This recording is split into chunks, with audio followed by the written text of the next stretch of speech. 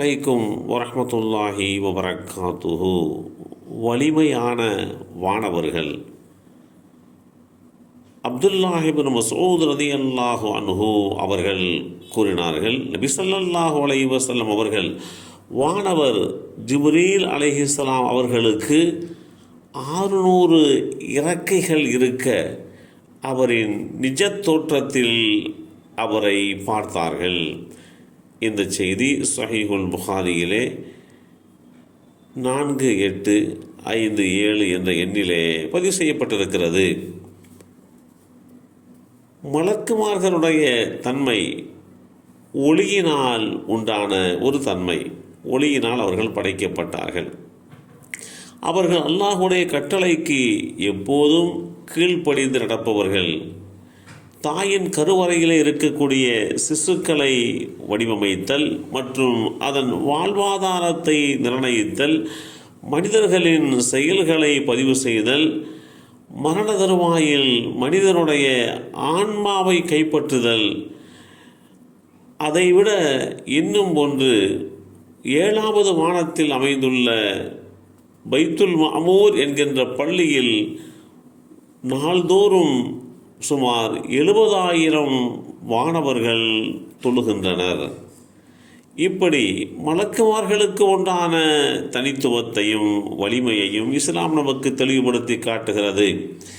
இஸ்லாமிய நம்பிக்கைகளுடைய படி மலக்குமார்கள் மனிதர்கள் தங்கள் சாதாரண கண்களால் அவர்களின் அசல் உருவத்தில் பார்க்க முடியாது. இதற்கு எண்ணற்ற காரணங்கள் இருக்கின்றன. மலக்குமார்கள் ஒளியினால் படைக்கப்பட்டவர்கள். மனித கண்களுடைய பார்வை திறன் குறிப்பிட்ட தொலைதூரத்தை மாத்திரம்தான் அடைகின்ற அளவுக்கு உண்டான வலிமை கொண்டது.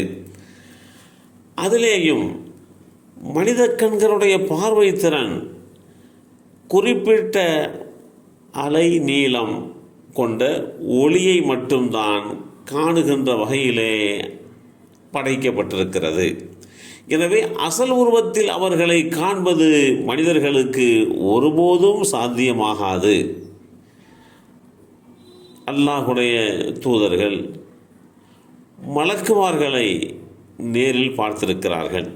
குறிப்பாக நபி ஸல்லல்லாஹு அலைஹி வஸல்லம் அவர்கள் ஜிப்ரீல் அலைஹிஸ்ஸலாம் அவர்களை அவர்களுடைய அசல் உருவத்திலே 2 முறை பார்த்தார்கள். அப்படி அசல் உருவத்திலே பார்க்கக்கூடிய வலிமை அல்லாஹ்வுடைய தூதர் ஸல்லல்லாஹு அலைஹி வஸல்லம் அவர்களுக்கு உண்டு. இந்த மலக்குகள் மனித உருவிலே வருகின்ற போது அவர்களை நபித்தோழர்கள் பார்த்திருக்கிறார்கள். மற்றவர்களும் அத்தகைய வாய்ப்பை பெற்றார்கள். ஜிப்ரீல் அலைஹிஸ்ஸலாம் அவர்கள் மனித உருவிலே வந்து நபி ஸல்லல்லாஹு அலைஹி வஸல்லம் அவர்களிடம் மார்க்கம் குறித்து கேள்வி கேட்டபோது அங்கிருந்த தோழர்கள் அவர்களை பார்த்தார்கள்.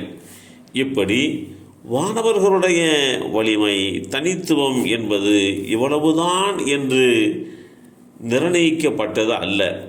அவர்களுடைய எண்ணிக்கை எவ்வளவு என்று தீர்மானிக்க முடியாத அளவுக்கு எண்ணிக்கைக்கு அப்பாற்பட்டு அந்த எண்ணிக்கையினுடைய தீர்மானத்தை அல்லாஹ் மாத்திரம்தான் அறிவான் என்கின்ற ரீதியிலே தான் நம்முடைய நம்பிக்கை அமையப்பெற வேண்டும் என்பதையும் இந்த கட்டத்திலே புரிந்து கொள்வதற்கு நாம் கடமைப்பட்டிருக்கிறோம்.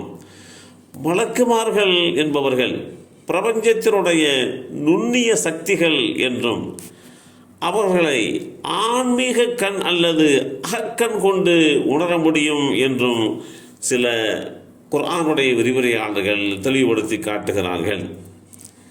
அல்லாஹ்வுடைய தூதர் ஸல்லல்லாஹு அலைஹி வஸல்லம் அவர்களிடத்திலே ஜிப்ரீல் அலைஹிஸ்ஸலாம் அவர்கள் அடிக்கடி மனித உருவிலே வருவார்கள்.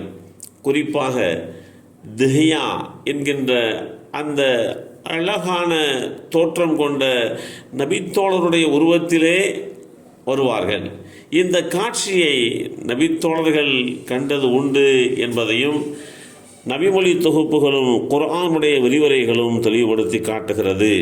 எல்லாம் வல்ல அல்லாஹு தாலா மலக்குமார்கள் குறித்து உண்டான நம்முடைய விசுவாசத்தை மேலும் உறுதிப்படுத்தி வைப்பானாக. அஸ்ஸலாமு அலைக்கும் வரஹ்மத்துல்லாஹி வபரகாத்துஹு.